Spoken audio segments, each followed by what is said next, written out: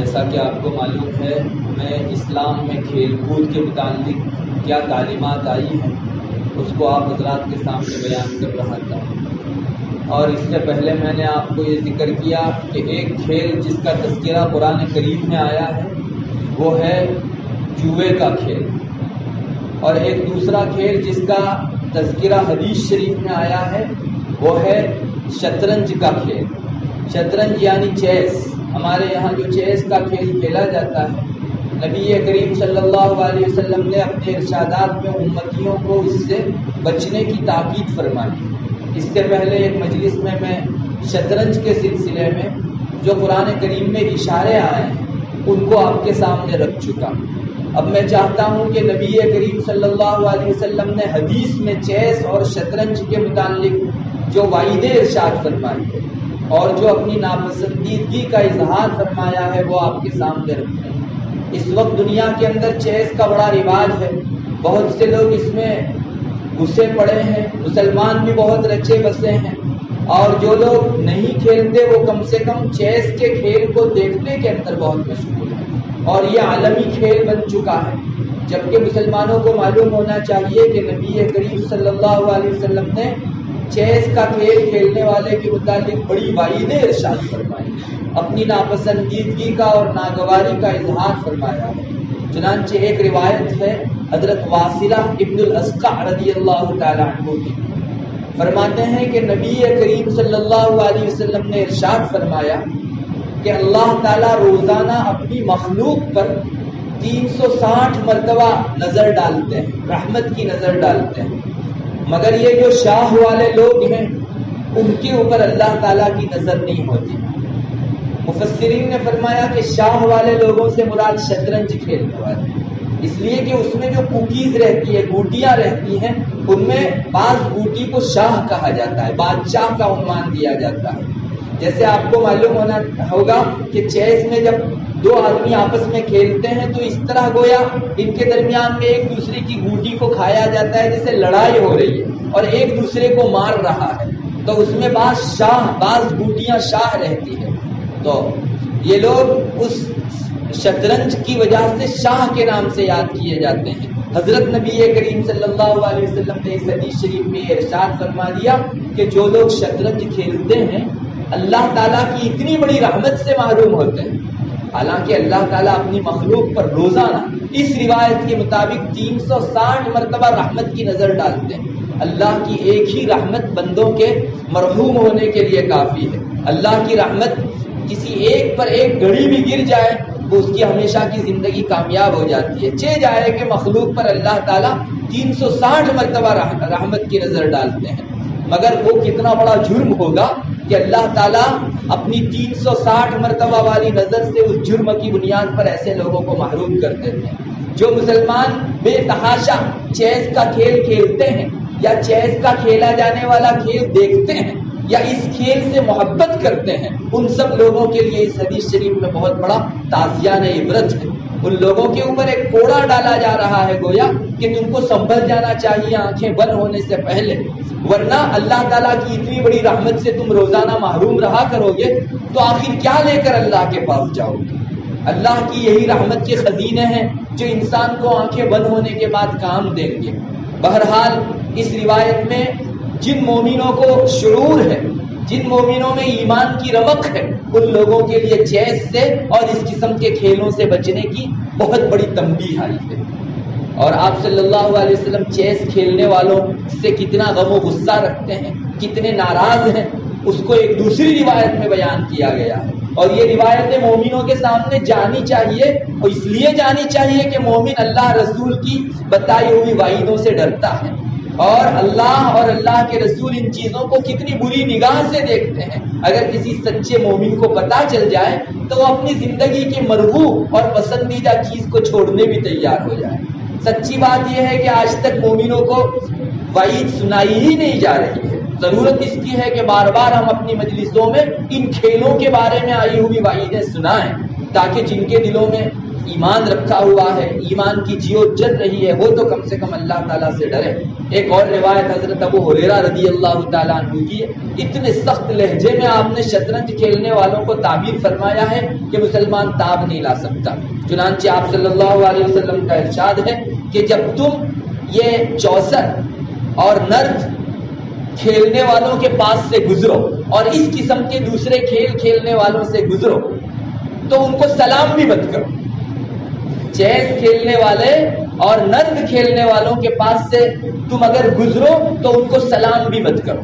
یہ نبی کریم صلی اللہ علیہ وسلم کے ارشاد میں ہے۔ اور آگے آپ نے ارشاد فرمایا اس لیے کہ یہ لوگ جب چیس کھیلنے کے لیے جمع ہوتے ہیں اور اس کے اوپر اوندھے منہ گرتے ہیں تو شیطان اپنے لشکر سمیت ان کے پاس آ جاتا ہے اور یہ لوگ دیر تک کھیلتے رہتے ہیں، اور کھیلنے کے بعد جب جدا ہوتے ہیں تو ایسی حالت میں جدا ہوتے ہیں جیسے چند کتے کسی مردار کے اوپر اس کا گوشت کھانے کے لیے جمع ہوئے ہوں، اور مردار کا گوشت کھا کر کتے جیسے متفرق ہوتے ہیں، اپنے اپنی جگہ پر چلے جاتے ہیں، ویسے یہ کھیل کھیلنے والے لوگوں کو حدیث شریف میں کتے بتایا گیا۔ اور ایک مردار کا کھانا کسی مسلمان کے لیے جو ہے کتنی گھن کی چیز ہے، کتنی نفرت کی چیز ہے۔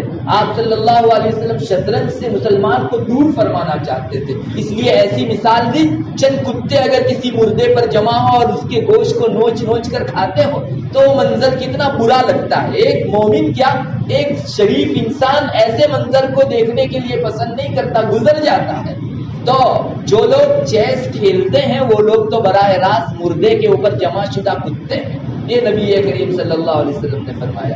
حالانکہ اسلام کی تعلیم تو ہے کون سا بھی مسلمان ہو اسے سلام کرو، حدیث شریف میں آتا ہے جسے جانتے ہو اس کو بھی سلام کرو، نہ پہچانتے ہو اس مومن کو بھی سلام کرو۔ مگر وہی رسول جو ایک جگہ ہر مسلمان کو تعلیم سلام کرنے کی تعلیم دیتے ہیں، وہی رسول کہہ رہے ہیں کہ یہ جرم اتنا بڑا ہے کہ ان کو گزر رہے ہو سلام بھی مت کرو۔ چیس کھیلنے والے آدمی کو سلام نہیں کرنا چاہیے، اس حدیث شریف سے معلوم ہوا۔ السلام علیکم کا کیا مطلب ہوتا ہے؟ اللہ کی تم پر سلامتی ہو۔ آپ صلی اللہ علیہ وسلم گویا فرمانا چاہتے ہیں کہ ان لوگوں کو سلامتی کی دعا دے کر کرو گے کیا؟ انہوں نے اپنے رب کو بہت ناراض کیا ہے اور ایسے کھیل میں یہ مشغول ہیں کہ اللہ کی ناراضگی کا ذریعہ ہے۔ یہ لوگ مردے پر جمع ہوئے ہیں اور مردے کو دیکھ نہیں رہے، اس کا گوشت کھا رہے ہیں۔ اللہ کی پناہ کوئی مسلمان تاب نہیں لا سکتا۔ مسلمان کے دل میں اگر ایمان کی رمق ہے وہ سمجھ جا سکتا ہے کہ رسول کتنے ناراض ہیں چیس کا کھیل کھیلنے والوں سے۔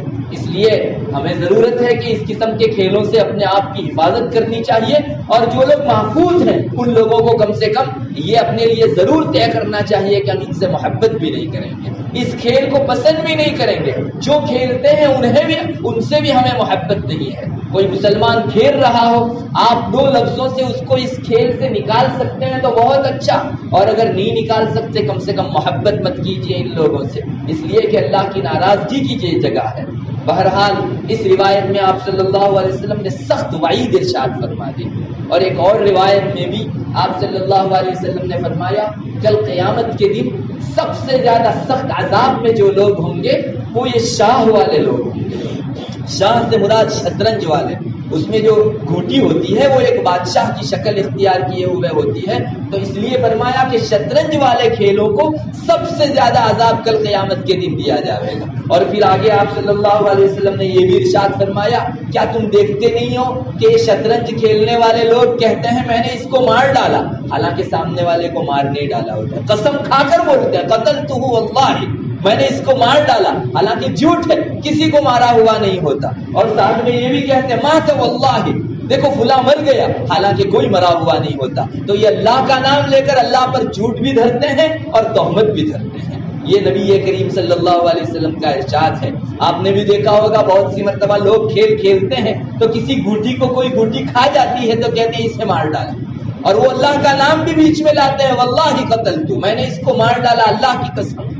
اللہ کا نام بیچ میں جھوٹ کے اندر لانا یہ اللہ پر جھوٹ دھرنا ہے، اور کہتے ہیں فلاں گھوٹی مر گئی، سامنے والا مر گیا، اللہ کی قسم، اللہ کا بیچ میں نام لا کر ہم جھوٹ اور تہمت دونوں دھر رہے ہیں۔ یہ میں نہیں کہہ رہا ہوں، نبی کریم صلی اللہ علیہ وسلم کے ارشاد میں یہ بات آئی ہے۔ تو ظاہر ہے کہ چیس اور شطرنج اور اس قسم کے کھیل کھیلنے والے لوگ در حقیقت اللہ تبارک و تعالیٰ کی اتنی بڑی ناراضگی لے رہے ہیں کہ کل قیامت کے دن سب سے سخت عذاب جن کو دیا جائے گا ان لوگوں میں سے یہ لوگ ہوں گے جو دنیا کے اندر چیس اور شطرنج کھیلتے ہیں۔ اس سے پہلے میں نے تصویر کے باب میں آپ حضرات کو سنایا، نبی کریم صلی اللہ علیہ وسلم کا اس طرح کا ارشاد ہے کہ جو لوگ تصویر بنانے والے دنیا میں ہیں وہ آخرت میں سب سے زیادہ سخت عذاب والے ہوں گے۔ تو انہوں نے تصویر بنائی تو نہیں، لیکن جو تصویر بنی ہوئی گوٹی تھی اس سے انہوں نے کھیلا۔ تو خود آپ صلی اللہ علیہ وسلم نے وہی وعید جو تصویر بنانے والوں کے حق میں ارشاد فرمائی وہ چیس کھیلنے والوں کے حق میں بھی آپ صلی اللہ علیہ وسلم نے ارشاد فرمائی۔ ایک مسلمان کا قلب تھر جانا چاہیے، ارے قیامت کا ادنا ترین عذاب بہت سخت ہے، تو سب سے زیادہ سخت عذاب کتنا برا ہوگا۔